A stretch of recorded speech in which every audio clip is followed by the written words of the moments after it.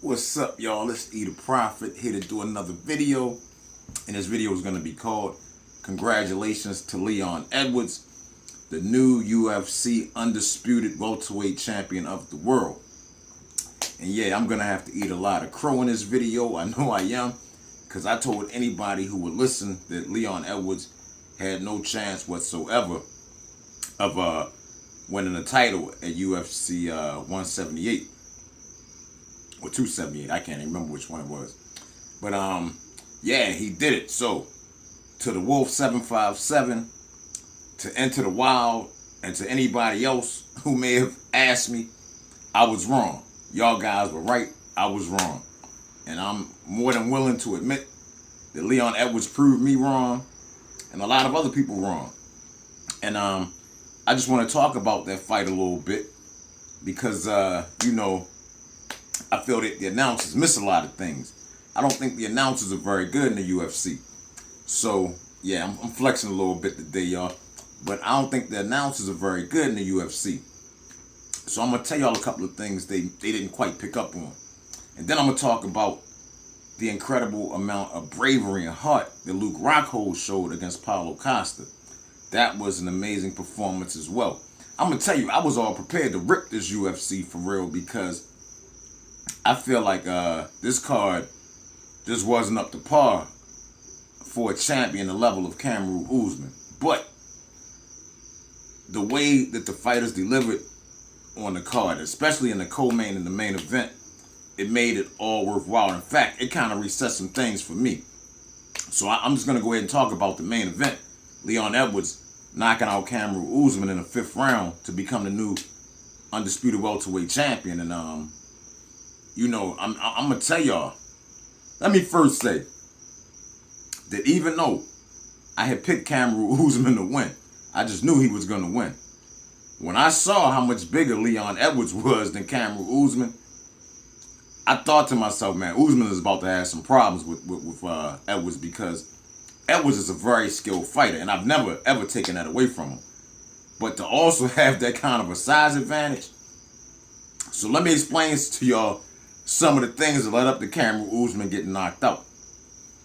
If y'all notice, in the 1st round, Leon Edwards took Kamaru Usman down, and Usman could not get back up.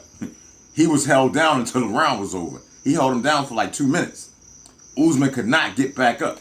But did you notice that whenever Usman took Leon Edwards down, Edwards popped right back up? And sometimes he could barely even get him down. And Usman used a lot of energy. I'm going to tell y'all, I think Leon Edwards fought this fight brilliantly. He has a much higher fighter. I knew he had skills, but I didn't realize his fight IQ was this high. Because even though, now, I'm going to tell y'all, Leon Edwards was the bigger, stronger wrestler in this fight. And this is the first time Kamaru Usman ever had to deal with somebody being bigger and stronger than him. Because Edwards even held Kamaru Usman against the cage, and Kamaru started complaining. But my thing is, dude, don't complain. Do something about it. If he holding you, you can't do nothing. How you going to complain to the referee about that? But anyway, you know, Edwards just, I mean, I just knew. I just saw that he was the bigger, stronger. And he's already a better striker, because he's a natural striker. You know what I'm saying? Like, if you take somebody like Gilbert Burns, he has a lot of power. And it might not seem like Leon Edwards has that kind of power, but Leon Edwards has the kind of technique. That's why they call him a sniper, because he can hit you with the shot you don't see coming, because he has those kind of skills. If you notice, Kamaru Usman couldn't really land clean shots on him, like real powerful shots, because Edwards has good strike. He just has good fundamentals, because he's a natural striker. So he kind of knows how to move his head and get out the way so that he don't get hit flush. I'm going to tell you, he kind of reminds me of Israel Adesanya in that respect. But anyway, yeah. I think Leon Edwards intentionally decided not to wrestle Kamaru Usman. Even though he knew he could take him down and hold him down, I don't think he wanted to burn up that energy. And I think all that wrestling Kamaru Usman did in that fight burnt up a lot of his energy. So if you paid attention to the after the 4th round, Kamaru Usman had his hands around his manager's neck, and I knew he was exhausted. And I'm gonna say this: the kick he got caught with is absolutely ridiculous. No champion should ever get caught with that kick. That was such a basic setup. Edwards basically threw a right hand, and Kamaru blocked the right hand and got hit with the kick. When any fighter should always know to keep the right hand up. You know, come on, man. That was just ridiculous. Now, I'm going to tell y'all something while I'm thinking about it. Let me get back to these announcers. Now, you notice how after Leon Edwards knocked out Kamaru Usman with the head kick, DC started recounting all of the other fighters he knew they got knocked out with a similar head kick. But what was funny is I noticed he forgot to mention one fighter who got knocked out with that head kick. So I'm going to go ahead and remind y'all and tell y'all what other fighter got knocked out with that very same head kick. And it was none other than DC himself. Yeah, remember when John Jones knocked him out with that head kick? Well, here go a picture of it. Here go a picture of it just to remind y'all. Just in case DC forgot. I'm going to remind him that he also got knocked out with that very same head kick. So, yeah. You know, I kind of, when I saw Kamaru Usman so exhausted, I'm going to tell you the honest to God's truth. I had a feeling he was going to get knocked out. I didn't really see it coming. I could have saw it with a kick, but I thought it might have even came from a punch for real. I thought Leon was going to catch him with something just because I knew Leon didn't seem to be as exhausted as Kamaru Usman was. Because like I said, Leon Edwards didn't use as much energy. Keep in mind, they were fighting in Salt Lake City, where there's high elevation, like a couple hundred levels above sea level.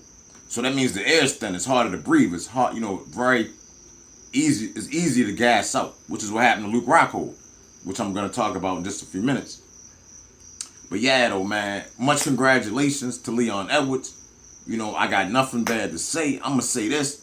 I think it's going to be really, really hard for Kamaru Usman to regain that title. And this is why. Because, once you win a title, man, you start fighting on another level. So once Leon Edwards start fighting on that championship level, it just may be a different, story.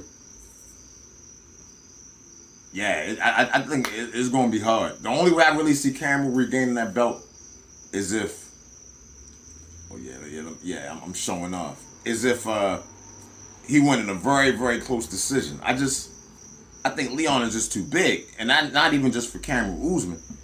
I think Leon Edwards is too big for the whole division. I think Colby Covington is going to have the same problems. I think Gilbert, I just don't see anybody really being able to beat this version of Leon Edwards. With the one exception, I think there's one guy who might give him some problems because he's also a really big skilled fighter. And that's Khamzat Chimaev. And I expect those two will be fighting sooner or later. You know what I'm saying? So, yeah, congratulations once again to Leon Edwards, the new welterweight champion of the world. Now, let me just talk about Luke Rockhold and that performance against Paulo Costa. Man, I have never seen such bravery and heart and balls and will and guts ever. I mean, I've never been a huge fan of Luke Rockhold, to be honest. But I'm a fan of his now. After that performance, man, people are calling for him to retire. I say he absolutely should not retire. I think he should fight 3 or 4 more times. Understand, he hadn't fought for like 3 years. Then he come back for a fight against a huge dude like Paulo Costa in Salt Lake City. Like I said, 3 or 400 feet above sea level where the air's thin. So this was a bad fight for him. And he still showed such incredible heart and determination, man. Like I said, I'm a fan of Luke Rockhold now. I am a fan of his. I hope he fights again, and I can't wait to see him fight. Now, the thing is, he has to very carefully pick his fights. He can't just fight anybody. You know what I'm saying? Like, he shouldn't be calling out Jared Cannonier or Robert Whitaker. You know what I'm saying? He needs to pick his fights kind of smart. And I say for about 3 or 4 more fights, man, he might make some serious money based off of this performance. Like I said, I'm sure Dana White had to be impressed with the heart that Luke Rockhold showed. That was just an incredible display of courage. The most incredible I've ever seen, to be honest. And I got to give him huge props. So like I said, man, the co-main and the main event really delivered for this card. And any bad thing I was going to say, I'm not going to say. And those 2 fights were like, I don't know how, like kind of, these are the moments that you want to see if you're an MMA fan like me, a UFC fan. Well, no, I'm an MMA fan. you know, these are the moments that you'll never forget, the ones you'll think about. Like, I'm going to never forget what Luke Rockhold did, and I'm never going to forget what Leon Edwards did. You know what I'm saying? And these are just the moments, man, you never ever forget. But anyway, y'all, I'm going to go ahead and wrap it up. I hope y'all like the video. Please leave your thoughts and comments. Please subscribe to the channel. And please share the video. Thank y'all for watching the video once again. To the Wolf 757 and Into the Wild. Y'all were right. I was wrong. Hey, I love y'all. Everybody stay safe, stay strong, stay healthy. Peace.